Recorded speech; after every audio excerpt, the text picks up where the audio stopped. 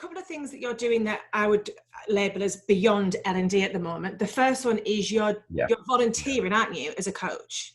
Yeah. So tell us Yes, about that. I do quite a lot of it. Yeah, the two sort of forms of volunteering that I've done over recent years. One is I've done quite a lot of work with job seekers pro bono. There are a couple of job clubs with which I'm quite involved. One of which I created in the town near where I live, Banbury in Oxfordshire.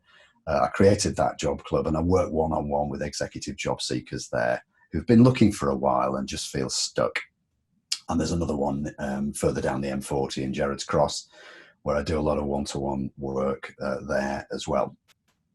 So that's one form of volunteering. And the other one is that I do give about an afternoon a week at the moment to my local prison, which houses 1,100 male offenders, some of whom are awaiting sentence, some of whom are serving quite long sentences.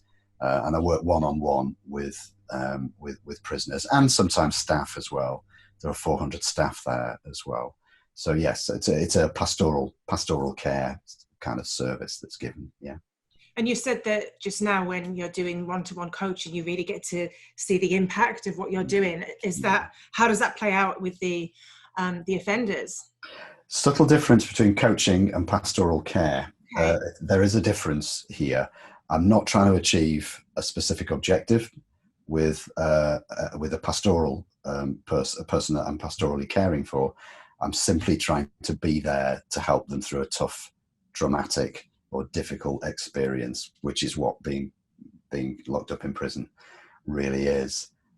Sometimes there's bad news to impart. So, for example, one of my jobs in that pastoral setting is to let prisoners know that there's been a death in the family, for example. So I had to do that only yesterday with a young man whose father had passed away.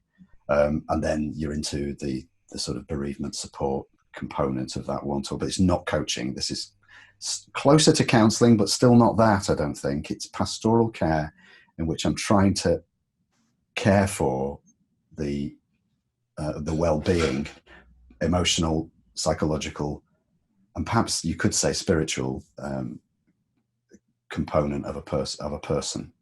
Whereas coaching is, let's talk about the difficulties you're encountering in your work or possibly your career. Let's talk about some strategies to help you overcome that. So coaching shares some similarities with the pastoral care, but also some differences as well. Yeah. Wow, so powerful, so important what you're doing there. Well, thank you. There are lots of people doing. I'm nowhere near alone. There are thousands of people across the UK volunteering in this space, and it carries its own challenges, but it also carries its own reward as well. Well, hats off to you, because a conversation we had off camera when we were just chatting earlier on is, how busy we both are, and when you're running your own business, and you're just always on. So actually, it would be so easy to say, I haven't got time to do that. So I'm like, impressed that you are making that. Well, thank you.